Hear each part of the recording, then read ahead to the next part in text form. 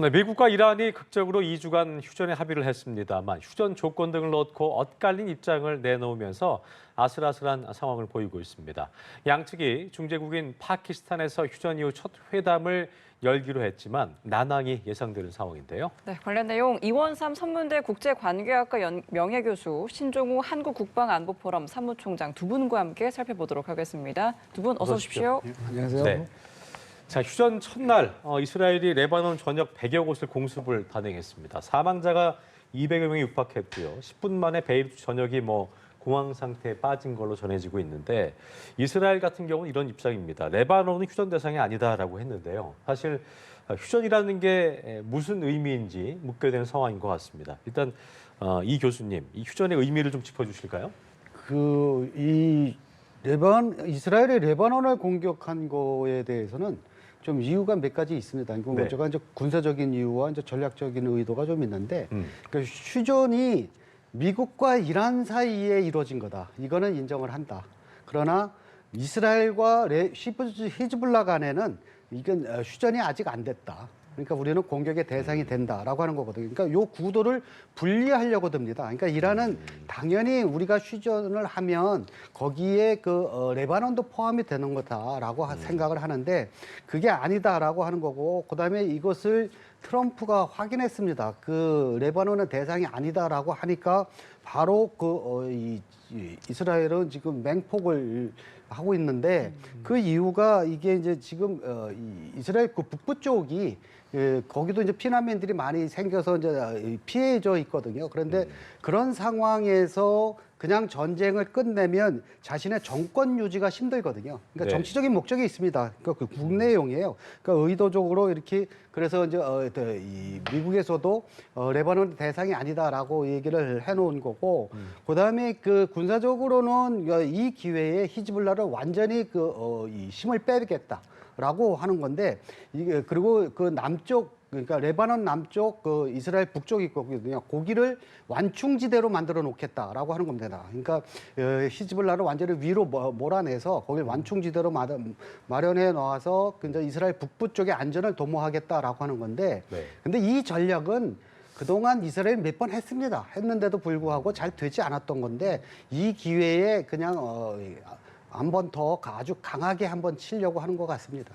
그러니까 총장님, 이게 전 세계가 좀 이제 약간은 잠잠해졌어도 어제 하루였잖아요. 그러니까 이제 포괄적 휴전은 이란의 입장인 거고, 지금 교수님 말씀 들어보면은 각자의 셈법이 있었기 때문에 이거는 어제 이란과 미국이 한 휴전과는 별개로 볼 수 있겠지만, 국제사회에서 보기에는 지금 보면은 인구 밀집 지역에 폭격이 단행됐기 때문에 인간이 피해가 있었고, 그렇다면 휴전을 했는데 이렇게 뭔가 계속 폭격이 이루어지고 피해가 있다면 어떤 휴전의 의미가 희석되는 게 아닌가라는 우려도 있는 것 같습니다. 어떻게 보셨습니까? 충분히 이스라엘 때문에 그런 우려는 있었죠. 왜냐하면 지금 이란의 종전 휴전 조건에는 헤즈볼라를 포함한 모든 무장 정파에 대한 무력 사용 중지, 공격 중단이지 않습니까? 네.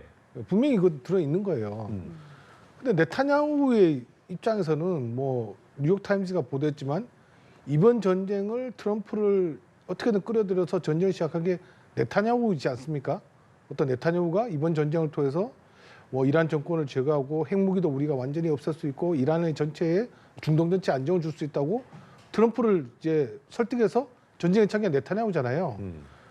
근데 과연 네타냐후가 지금 레바논을 계속 공격한 의도는 우리가 처음에는 이제 레바논에 이제 완충지대 설치 그리고 헤즈볼라의 세력을 와해시킨다, 소멸시킨다 그런 의도를 가지고 있는 것 같은데, 근데 네타냐후가 지금 국내에서 지금 비난을 많이 받고 있습니다. 지금 당신은 왜 이런 휴전 협상에 의견도 끼지도 못했냐는 비난과 함께 당신은 분명히 우리한테 약속했다.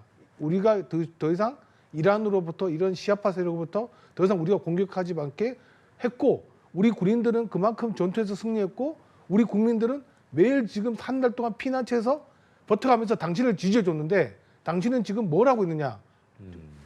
이스라엘 내부에서 네타냐후 비난 목소리가 높아요. 그리고 웃기죠. 그러니까 웃긴다기보다는 지금 이스라엘 국민들은 전쟁을 계속해서 이 기회에 이란과 이런 시아파가 더 이상 우리 이스라엘을 공격하지 못하게 만드는 게 가장 큰 목적인데 어떻습니까? 네타냐후 입장에서는 전쟁을 그만둘 수가 없죠. 근데 여기서 또 벤스가 또 보면 또 이스라엘의 이제 공격자들 얘기를 할게 라고 또 벤스 부통령이 얘기했습니다. 일단 내일 이제 종전 협상을 이제 처음 시작한 날 아니겠습니까? 네. 그래서 아마 종전 협상 기간에 이 문제도 계속 치열하게 이루어질 것 같고, 뭐 이스라엘도 정말 그런 뭐 속내는 이제 보여준 거죠. 이번 전쟁을 물론 트럼프가 더 이상 전쟁의 동력은 많이 잃었습니다. 국내 정치적으로 지금 상당히 지지율도 낮고 좀 위에 있는 상황이 아니겠습니까? 근데 트럼프가 그렇게 정치적으로 전쟁 동력을 잃었는데 더 이상 전쟁을 끌고 갈 수 없는 상황에서 트럼프가 이제 휴전을 일단 하고 종전 협상에 들어간다고 하니까 네타냐후도 할 말이 없는 거죠, 따지고 보면. 저는 궁금한 게요. 예. 그 많은 전문가분들이 미국이 통제할 수 없는 이스라엘의 어떤 독단적인 행동 같은 것들 그런 것들이 있다는 반면에 또 지금 총장님 말씀 들어보면 이스라엘 내부에서 왜 이번에 휴전 협상에 끼지도 못했느냐 이런 얘기를 했을 때 사실 미국과 이스라엘이 한편이라고 봤을 때 이런 이번 협상을 하면서 이스라엘이 원하는 부분들 이런 것들을 같이 잘 담아서 이렇게 협상을 잘 진행하면 되잖아요. 그 엇박자에 대해서는 어떻게 좀 해석을 하고 계세요? 서로 목적이 좀 다릅니다. 그러니까 지금 이 미국과 이란을 중재하는 그 국가들, 그러니까 그 중간에 파키스탄이나 중국 여기도 뭐 목적이 약간 다르고, 그다음에 미국과 이스라엘도 이 목적이 서로 다르거든요. 그러니까 미국과 이란을 먼저 보게 되면 다른 뭐 여러 가지 뭐 10개를 제시했다 어쨌다 뭐 이렇게 얘기는 하지만 이거 줄여보면 자신들의 진짜 목적 이것만 충족이 되면 휴전이 가능하거든요. 그걸 제일 두려워하는 게 이스라엘이에요. 그러니까 진짜 목적이 크게 미국은 그 핵 제거하고 그 핵 농축한 거하고 그다음에 경제입니다. 그러니까 지금 트럼프가 국내에서 제일 인기가 없는 이유가 경제 때문에 그렇거든요. 그러니까 지금 이 상태에서 군사적으로 그냥 휴전이 되고 종전이 되면 그건 됐을지 몰라도 결국은 중간 선거에서 질 겁니다. 경제 때문에. 그러니까 그래서 그것 때문에 이란서 경제적인 베팅을 한 겁니다. 그러니까 이란의 유전에 미국 기업들이 와서 들어와서 하고 그다음에 원전 건설을 미국 기업들이 와서 하라. 그러니까 트럼프가 가장 관심을 갖는 건 여기입니다. 그러면 이것만 잘 받으면 경제도 한 번에 그 국내에서 뒤집을 수 있거든요. 그러고 이란 쪽에서 요구하는 건 딱 두 가지입니다. 거기도 체제 수호하고 경제입니다. 거기도. 근데 체제 수호는 트럼프는 이제 관심도 없습니다. 어차피 인정한 거고 그 단순히 그냥 원한다면 지금 체제에서 그냥 온건파들이 좀 들어와서 자신하고 얘기가 좀 통했으면 좋겠다. 요 정도입니다. 그러니까 그것도 더 이상 관심사가 아니고, 그러니까 이란서 바라는 그 경제는 이제 지금 대부분 다 파괴가 됐으니까 그리고 국민들의 감정이 워낙 안 좋으니까 반정부 시위로 먹을 게 없다 뭐 이것 때문에 그러니까 그걸 달래줄 수 있는 경제 투자를 할 수 있는 게 미국이거든요. 그러니까 경제 제재를 빨리 풀고 그다음에 그 재건을 할 수 있는 경제를 얼마나 과감하게 해주냐. 트럼프가 할 건 바로 그건데 그렇게 해야 이란의 강경파들이 그걸 받을 수가 있습니다. 그런데 이런 목적들이 이스라엘과 겹치는 부분이 없어요. 이스라엘은 경제 이란서 얻을 게 없습니다. 그러다 보니까 오로지 그리고 지금 말씀하신 것처럼 이스라엘 내부에서 국민들 불만은 올라가고 또 자기도 사법적인 리스크가 걸려 있고 그러니까 그걸 밖으로 돌릴 수 있는 건 오로지 히즈불라하고 전쟁을 계속적으로 확대하는 겁니다. 그걸 스톱하는 순간 자기는 정치적인 생명이 끝나거든요. 바로 이제 그런 부분 때문에. 적대적 국면을 계속 이어가야 되는 것이 이스라엘의 어떤 지금 상황에서는 가장 현명한 방법이네요. 그들로서는. 네, 그렇습니다. 근데 미국 입장에서 그게 불편할 수 있기 때문에 여쭤본 건데 알겠습니다. 그 부분은 좀 잘 지켜봐야 될 부분인 것 같습니다. 네. 그러니까 지금 이제 파키스탄이 내놓은 중재안 핵심 문구가 영내 긴장을 높이는 모든 적대 행위를 중단한다였는데, 그러니까 이제 누가 어디서 무엇을 멈추는지가 빠져 있는 이 모호함 때문에 해석 충돌이 있는 건지, 그렇다면 또 구체적인 또 기준 정립을 마련해야 할 필요가 있는 건지 어떻게 보십니까? 뭐 그렇지는 않을 거라고 생각합니다. 근데 지금 이제 중재안 내놓고 휴전 합의를 했는데 어제도 뭐 UAE에서 이제 공격을 이제 탄도미사일과 드론 공격을 받았죠. 좀 이해할 수 없죠. 휴전이라고 딱 선언을 했고 뭐 이란도 지금 우리 혁명 수비대한테 더 이상 공격하지 말라고 그 지시를 내렸는데 계속 공격은 이어지고 있습니다. 그럼 다시 걸프도 반격을 하고 있고요.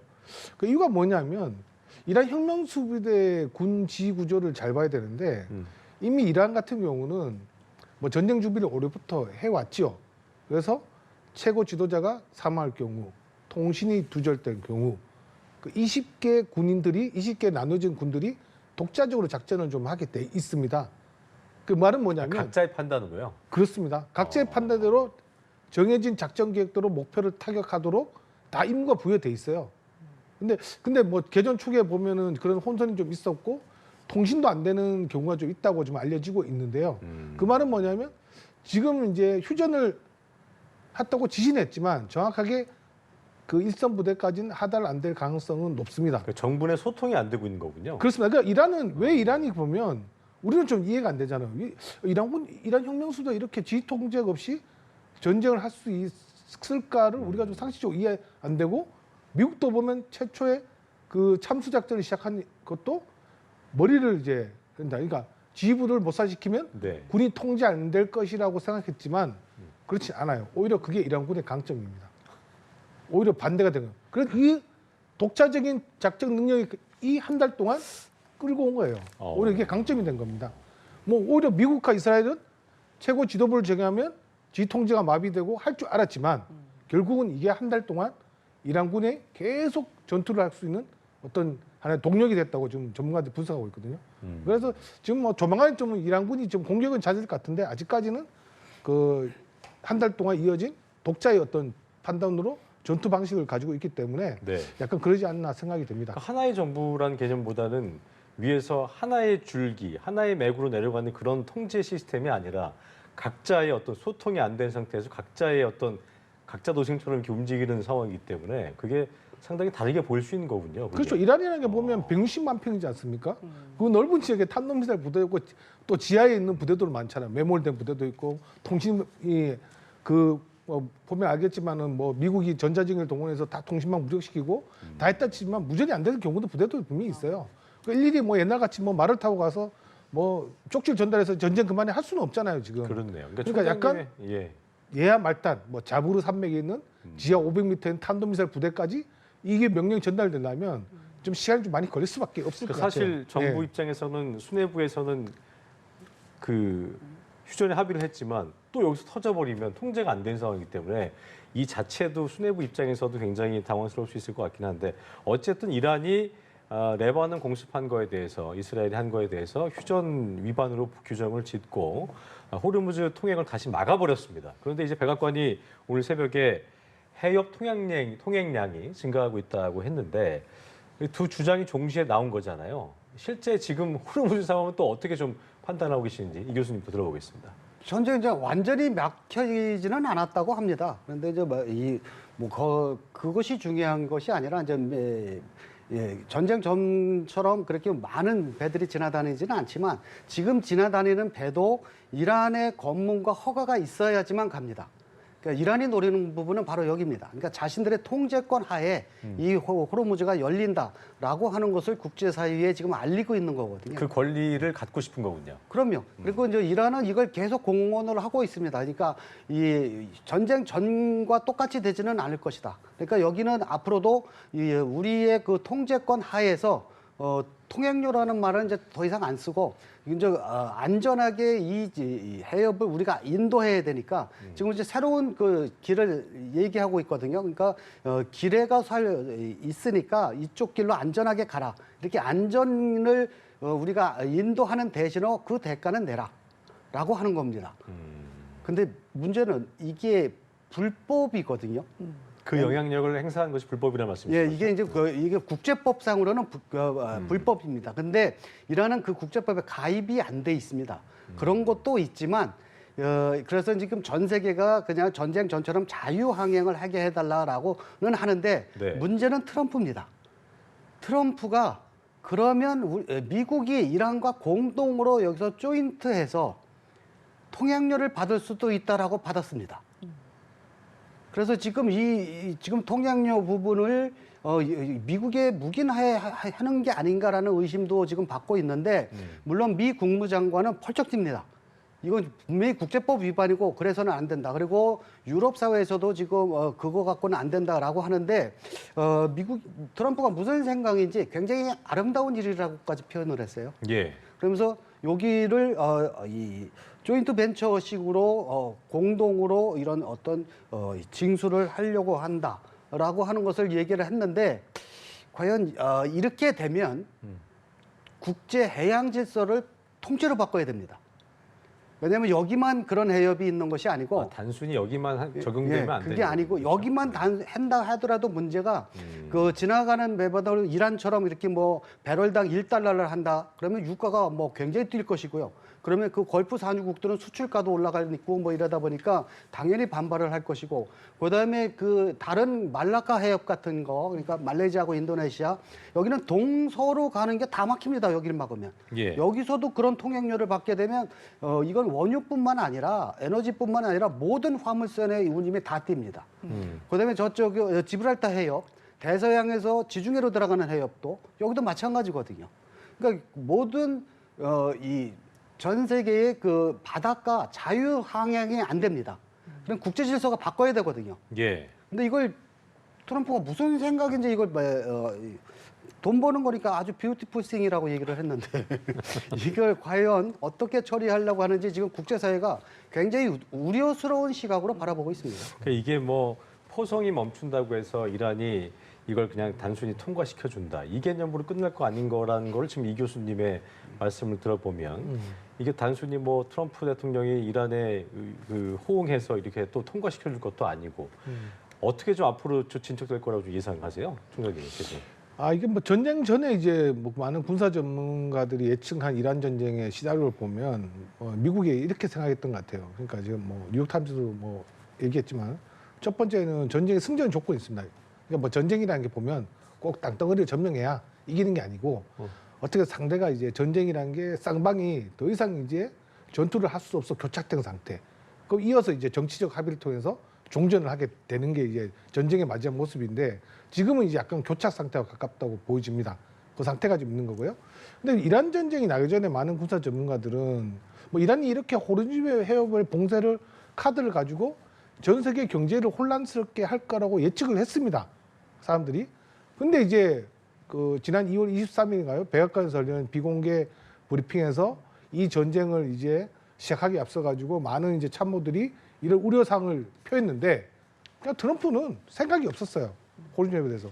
그냥 우리가 열심히 강군사력으로 다 때려 부시면 이거 다 그냥 넘어온다. 정말 전쟁에서 단순한 생각을 한 거예요. 이 중동이란 아주 복잡한 환경 속에서 어떤 정책을 결정할 때는 어떻게 해야 됩니까? 아주 정교하고 신중하게 되는데 그렇지 못한 거예요. 뭐 트럼프 호르무즈 뭐 교수님께서 호르무즈 해협에 대해서 설명을 잘 주셨지만 제가 또 설명드리면 트럼프는 호르무즈 해협에 대해서 여러 가지 말이 바뀝니다. 첫 번째, 호르무즈 해협은 그냥 통행하는 나라들이 알아서 해. 우린 몰라. 그 두 번째는 호르무즈 해협에서 이란에 200만 달러를 통행세를 주니 우리가 군함으로 보호해줄 테니까 2만 달러를 우리 미국한테 줘라. 근데 이제 또 뭐라 그러죠? 같이 하죠, 이란하고.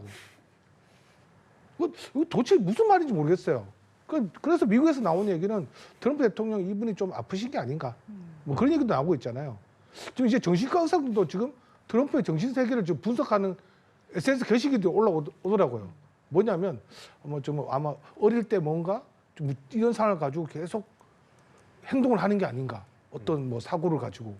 그 이제 이절 지경까지 왔어요. 그러니까 통상적인 외교 문법으로는 해석을 할 수 없는 전혀 그런 해석할 상황인 수 것 없죠. 같습니다. 전혀 안 되죠. 예. 전혀 안 되죠. 그래서 아무튼, 예, 두 분 말씀 들어보면 일단은 트럼프 대통령이 이 2주간의 어떤 휴전 이 기간을 통해서 어떤 결정을 내릴지 모르겠습니다만 지금 두 분 말씀은 주판을 튕기는 거에 굉장히 능한 또 인물이기 때문에 일단 본인에게 유리한 미국에 유리한 어떤 금전적으로 유리한 비즈니스에 유리한 상황으로 몰고 갈 것 같긴 한데 이 상황을 좀 지켜보도록 하겠습니다. 네.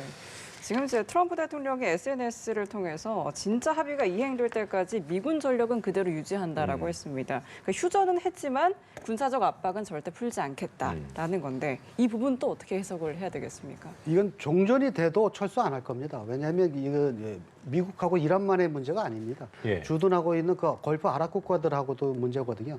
이 걸프 아랍 국가들은 특히 사우디 정도만 뺀다면 나머지 뭐 조그만 나라들 쿠웨이트, UAE, 카타르 이런 나라들은 자체 방어가 안 되는 나라들입니다. 인구가 워낙 작습니다. 그러다 보니까 미국의 안보 방위력이 없으면 자신들의 그 국방을 책임질 수 없기 때문에 그걸 미국이 잘 알고 거기에 그래서 일부러 오함대나 중부 사령관들을 갖다 놓은 거거든요. 그건 이제 이란뿐만 아니라 다른 어떤 외부 세력의 그 침입을 막기 위해서라도 그래야 에너지 에너지를 이렇게 수호할 수 있는 그런 길이 생기기 때문에 한 거라 이거는 뭐 이란과 미국만의 문제가 아니라 뭐 상당히 오랫동안 걸쳐서 외교적으로 해결할 문제입니다. 자, 일단 어쨌든 이런 그 사실 지금 최영 앵커 얘기한 대로 이게 사실 뭐 트럼프 대통령 입장에서 최종 합의가 이행될 때까지 이란 주변의 모든 미군 함정, 항공기, 병력 그대 유지한다. 그러니까 미군이 다음 정복을 고대하면 휴식 중이라는 표현을 썼는데 이런 표현이 어떤 휴전 분위기를 좀 관리하는 발언인 건지 다른 메시지가 있는 건지 이건 또 어떻게 해석을 좀 하셨어요? 아니, 아직 그 종전 협상안이 보면은 부딪힐 부분들이 많잖아요. 뭐 저는 이제 농축 우려하는 문제에서는 많은 이제 논쟁이 오갈 거 생각되고 또 호르몬 협업도 마찬가지입니다. 뭐 종전 협상안을 뭐 보면은 대체로 이제 미국과 이스라엘 동의할 수 없는 부분들이 많이 있는데 어쨌든 지금은 뭐랄까 미국과 이스라엘은 서로 신뢰 관계를 전혀 없죠. 예. 신뢰를 못 하고 있죠. 결국은 뭐냐면 신뢰를 못 하니까 군사력을 계속 대기하고 있는 거고 아마 자부그르 산맥에서 각종 탄도미사일들은 결국 목표들을 계속 조준하고 있을 겁니다. 뭘 그런 차원에서 본다면 미국 입장에서도 지금 군사력을 물릴 수가 없죠. 아주 휴전인데요. 종전까지 가지도 않았고. 그 미국도 보면 많은 지상전 옵션 시나리오를 좀 준비하고 있었습니다. 지난번에 보면은 그 조종사 구조 작전에 보면은 수송기가 동원돼서 생각지도 못했던 곳에 작전을 하잖아요. 네. 그 이란에 있는 버려진 활주로에 수송기를 착륙시켜서 그거를 이제 또 이륙을 못하니까 더 작은 수송기 가서 나머지 병력들을 데려오고 남아 이륙 못한 수송기는 다 폭파시켰잖아요. 근데 그 한 지난달인 그 개전 초고 나서 한 중순인가요? 아니, 지난주인가요? 그때 미국에서 우라늄 탈취 계획이 뭐 언론에 잠깐 보도된 적이 있는데 거기서 수송기를 동원하고 활주로를 만든다는 표현이 있거든요. 그 말은 뭐겠어요? 그래서 저는 야, 뭐 어떻게 적지 항공의 활주로를 만들고 수송기를 거기다 착륙시켜서 그 고농축 우라늄 한 450여 킬로그램을 수송기에 실어서 나올까라고 생각해 봤는데 이번 조종사 구출 작전을 보니까 가능한 시나리오였더라고요, 그게. 그래서 지금 보면은 저는 이번에 뭐 작전이 뭐 조종사를 구조하기 작전이라고 순수하게 보는데 그 언론에 그 우라늄 탈출 계획에 수송기가 동원된다고 하는 걸 보니까 야, 이거 정말 이렇게도 할 수 있겠구나 생각이 딱 들더라고요. 그래서 결국은 이제 뭐 지상전 옵션을 할 수 있는 병력들은 계속 대기하고 있고 뭐 하르그 섬이라든지 뭐 그 캐치미 섬과 반다르 아파스 연안 점령들 계속 지상 옵션들 유지하면서 계속 이란을 압박하지 않을까 생각됩니다. 그렇군요. 예. 근데 이제 협상을 하게 되면 그 상대편이 도저히 들어줄 수 없는 그런 카드를 많이 쥐고 있어야 협상에 유리하거든요. 네. 그러니까 이제 협상을 할 때 내가 그럼 이거 봐줄 테니까 이거 주라. 뭐 이런 협상이 돼야 되는데 이란이 줄 수 있는 게 그렇게 많지 않아요. 그래서 이란이 지금 던진 게 고농축 권리를 우리가 끝까지 갖겠다라고 하는 거하고 그다음에 이 미군 철수예요. 그리고 이제 호르무즈 이 세 가지인데 그러니까 이거는 사실은 협상이 잘 되면 버리는 카드입니다. 이거 우리 안 할 테니까 그냥 다른 거 이걸 잘 주라. 이렇게 하기 위해서 지금 제시해 놓은 거거든요. 네. 왜냐하면 핵 같은 경우는 이미 수십 년간 회담을 했어요.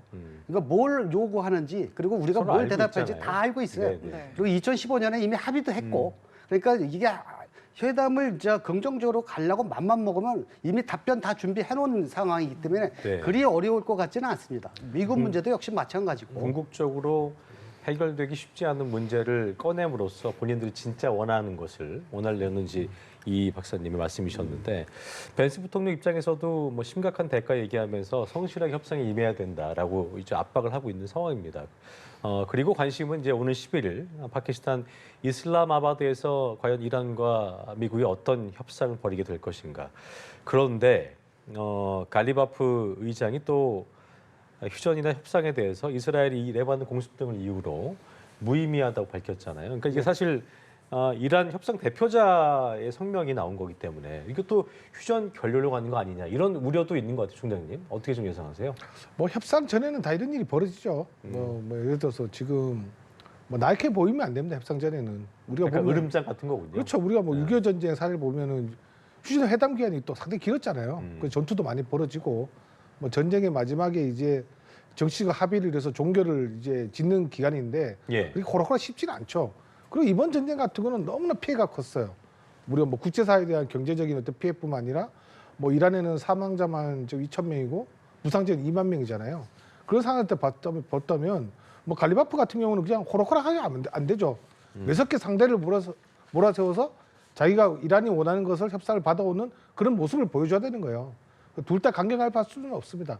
일단 뭐 저는 10일 날 회담에서 뭐 큰 기대는 하지 않습니다. 그냥 예. 아이스 브레이킹입니까? 예, 결국 그냥 이제 처음은? 뭐 좀 뭐 기싸움 하다가 그냥 끝날 것 같고 네. 뭐 어제 같은 경우도 보면은 이제 AI 영상 같은데 모스타파 영상이 뭐 갑자기 SNS에 뭐 돌아다니더라고요. 뭐 이란을 이제 그 뭐 지하 핵시설을 지하 미사일 기지를 모스타파가 방문을 해서 뭐 이스라엘의 그 원자력 시설을 공격하는 지시를 했던 그런 영상이 도는 거 보면 계속 이란도 내부적으로 결사항전 의지를 계속 다지고 있는 겁니다. 근데 그 와중에서 갈리파프 가서 미국이 원하는 대로 해줄게 하면 되겠습니까? 갈리파프는 또 결정권이 없습니다. 결국은 모타파와 혁명수비대가 다 결정을 하는 거예요. 정치 권력 구조가 이미 구도를 그렇습니다. 짜놓고 이제 나가는 거겠죠. 예, 그렇죠. 뭐 갈리파프가 뭐 그렇게 결정권이 없는데요, 그렇게. 그러니까 예. 교수님 보실 때 예. 이슬람마바드에서 지금 총장님 말씀은 뭐 처음 만나는 거 그냥 서로 기싸움하다 끝날 것 같다 얘기하셨는데 비슷한 맥락일 수도 있겠습니다만 실질적으로 이 정도는 좀 진전되겠다 싶은 게 있다면 어떤 가능성을 좀 볼 수 있을까요? 뭐 첫날은 좀 그냥 싸우다 끝나고 그래도 대충 요 선에서 어느 정도까지 하는 것은 암묵적으로 이 느낌을 서로 받을 겁니다. 그러니까 왜냐하면 그래서 트럼프가 부통령을 내세운 것도 사실은 의미가 좀 있거든요. 그러니까 네. 부통령이 같은 경우는 이 전쟁을 반대한 사람이니까 그 사람이 단장으로 갔다라고 하는 것은 이 회담을 어느 쪽으로 끌고 싶어 한다라는 것을 좀 내심 비친 거거든요. 그리고 이란 쪽에서도 온건파만 나온 게 아니라 갈리파프라는 그 강경파도 내세운 이유는 그만큼 이 이란 내부의 강경파들의 어떤 암묵적인 동의도 받아왔다라고 하는 표시입니다. 그러니까 그 상징이군요. 예, 그러니까 서로도 이런 상황이 됐으니까 첫날은 자국민들한테는 보여는 줘야 되니까요. 처음부터 가서 우리가 굽히고 들어갔다 얘기할 수는 없으니까 네. 이렇게 열심히 싸웠다는 거 보여준다면은 그 뒤로 이 정도 선에서 어떻게 얘기를 해보자 뭐 이런 게 있을 겁니다. 어쨌든 파토가 나면 안 되잖아요. 둘 다 그렇죠. 이어질 수 있는 상황이 되어야 되기 때문에 뭐 크게 뭔 어떤 핵심적인 부분이 딱 닿지 않더라도 그래도 그 다음 협상을 위해서 또 어떤 그 맥을 이어가는 정도의 수준은 이어지겠죠. 뭐 저는 그렇게 돼야죠, 당연히. 돼야 될 것이고. 돼야 될 예. 것이고 뭐 우리가 뭐 전쟁을 하다 보면 세 가지 요소가 있는데 뭐 정치와 군대와 그 국민들이 있겠죠. 일단 이 전쟁의 어떤 주체는 거의 미국과 다름없지 않습니까? 예. 뭐 이란 국민들과 이스라엘 국민들과 미국 국민들은 좀 틀리죠. 따져보면 이스라엘 국민들은 전쟁을 하자라는 생각이 많은 것 같고 미국 국민들은 전쟁 이제 그만하자. 끝내자는 게 많으니까 뭐 미국의 어떤 전쟁의 동력은 그 한 가지 요소만 있으면 전쟁을 못 합니다. 예. 그러니까 미국이 다 전쟁을 하기는 좀 약간 어려운 상황이죠. 국민적인 측면에서요. 알겠습니다. 네, 네. 네. 자, 이런 가운데 지금 트럼프 행정부가 전쟁 비협조국에서 미군을 빼서 협조국으로 재배치하는 방안을 검토한다라는 보도도 나왔습니다. 그렇습니다. 이게 좀 가능한 건지, 좀 주한미군에 미칠 여파에 대해서는 저희가 걱정할 부분이 없는 건지 어떻게 생각하십니까? 주한미군에 대한 거는 우리 총장님이 설명하신 게 더 나을 것 같은데요. 예상해 주실까요? 이게 우린 국방수권법이 있어서 그거 불가능합니다. 오히려 총장님이 하시는 것 같아요. 네, 그렇죠. 뭐 질문 넘겨받았습니다. 예. 네. 예, 지금 보면 좀 뭐 그런 게 있잖아요. 지금 나토도 지금 다 뺀다고 그러잖아요. 지금 뭐 월스트리트 오늘 뭐 트럼프가 나토에 있는 주한미군을 다 뺄 생각을 가지고 있다는 생각이 있고 아직까지는 트럼프의 생각은 나토가 얄밉습니다. 호르무즈 해협을 주로 사용한 게 유럽인데 이번에 뭐 EU 차에서 대놓고 안 도와줬잖아요. 그 나토가 지금 일단 얄미운 상태고 우리나라까지는 아직 아니에요. 그러니까 트럼프의 어떤 대화를 보면 저는 그 백악관 브리핑에서 나토를 비난하면서 약간 멈칫하다가 한국, 일본, 호주를 얘기했었거든요. 그랬잖아요. 네. 근데 그것도 벌써 즉흥적으로 나온 얘기 같아요. 어쨌든 보면. 그 순간에 나온 겁니까? 즉흥적으로 나온 것 같아요. 지금 트럼프 말이 연설문 그대로 하지는 않는 것 같습니다. 보기에는. 연설문에 쓸 수 없는 문구들이 너무 많잖아요. 그런 네. 것들이. 그 백악관의 어떤 스피치라이터면 고품격 언어를 써야 되는데 저품격 언어들이 넘쳐나죠. 뭐 문명 파괴라든지. 뭐 그런 거 보면 그건 아닌 것 같고 일단은 중심은 이제 나토에 있고 물론 미국도 법이 있으니까 그리고 지금 뭐 트럼프 입장에서는 지금 나토를 빼고 미군을 빼는 게 중요한 게 아니에요. 지금 중간 선거입니다. 중간 선거. 모든 게 트럼프는 이 전쟁을 계속해도 정치적으로 얻을 건 아무것도 없는 거예요. 지금 중간 선거에서는 뭐 제가 지지난 줄까요? 그 하원은 이제 민주당이 과반을 이길 거래. 근데 지금 또 최근에는 상원을 다 민주당이 과반을 이긴다. 네. 그리고 노스캐롤라이나 같은 경우는 트럼프가 3번을 이긴 지역인데 지금 이거를 민주당이 다시 탈환할 거라는 예측이 나오고 있어요. 트럼프 입장에서는 나토가 얄밉지만 그 말이 좀 그대로 맞을까. 그리고 나토에서 미군을 빼면 유럽에 대한 영향력을 포기하는 겁니까? 그럴 수는 없잖아요. 따져보면. 쉽지 않은 결정인데 일단은 그것도 보면은 뭐 트럼프가 협상의 기술가라고 하니까 압박을 위한 어떤 메시지 차원이 아닌가. 앞으로 내가 이 전쟁에 빠져도 코리미 협약 이런 것들은 나토나 뭐 관련한 사람들이 잘 관리하고 난 여기서 핵무기만 빼고 전쟁 맹붕 세우고 빠진다. 네. 뭐 그게 좀 트럼프에서 아주 아름답죠. 그러니까 참으로 감정적이고 직관적으로 표현을 해서 하지만 지금 총장님 말씀처럼 그 행간을 잘 해석해야 되는 그런 말들이 많은 것 같습니다. 어쨌든 뭐 감정적으로 좀 격앙되고 최근에 SNS에 막 욕설을 쓰기도 했고 하기 때문에 어떤 또 현태를 내릴까는 지켜봐야겠습니다만 말한 것을 고지고대로 이루어질 것이다라고 저희가 직관적으로 해석하는 건 좀 경계를 해야 될 필요가 있다는 정도로 저희가 마무리해 보겠습니다. 네. 합의 첫날부터 레바논과 호르무즈를 둘러싸고 삐걱거리고 있는 모습인데요. 오는 11일 이슬람마바드 회담이 이 균형을 봉합할 수 있을지 아니면 더 벌어질지 지켜보도록 하겠습니다. 지금까지 이원삼 선문대 국제관계학과 명예교수, 신종우 한국국방안보포럼 사무총장과 나눠봤습니다. 오늘 말씀 고맙습니다. 고맙습니다. 네.